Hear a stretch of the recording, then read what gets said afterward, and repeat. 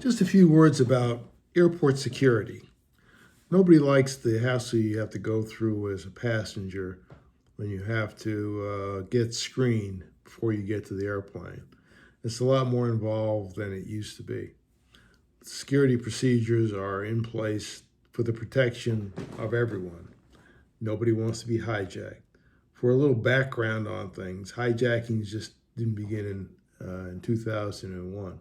I think the first recorded hijacking was actually in the year 1931 in Peru, where some revolutionaries wanted an airplane to take them up over the city so they could drop leaflets.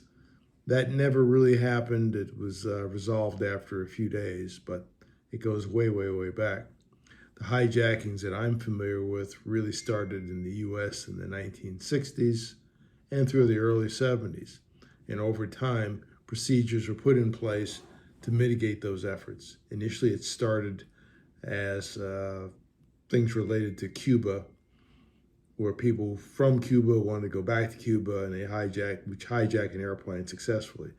After a while, authorities put procedures in place to limit that. I remember one time we'll go to an airport and escort a person right up to the gate, right to almost getting on the airplane. Those days are long gone. The hijackings in the 70s, it became more politically motivated, where there was destruction and airplanes blown up in the desert with no fatalities, eventually led to situations where there were fatalities and things had to ramp up. For those that don't remember, September 11, 2001 marked a very dark day in aircraft history, with the hijackings of a number of airplanes that were used to destroy the World Trade Center in New York, along with damage to the Pentagon in Washington, D.C., and another airplane that crashed in the state of Pennsylvania. To keep that from ever happening again, airlines took the steps to actually arm pilots in the U.S. to intervene and protect the cockpit by any means necessary to prevent another 9/11 type situation happening. Unlike most countries, in the U.S. domestically, there are people labeled as federal flight deck officers who are duly authorized to take whatever actions necessary up into including actually killing someone if necessary, to keep the cockpit from being taken over by hijackers. This occurs in passenger airplanes and cargo aircraft. Only the U.S. does this.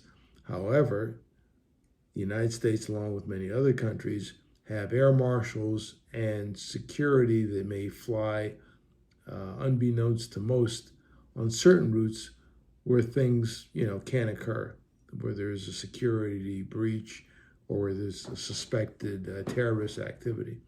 Unfortunately, in many cases, people being what they are, there's a lot of bad behavior that occurs on airplanes with people with mental conditions and those who just haven't been socialized properly, or some just don't have any sense at all. So there's a lot of wild stuff going on in airplanes with passengers, and that cannot happen on the flight deck.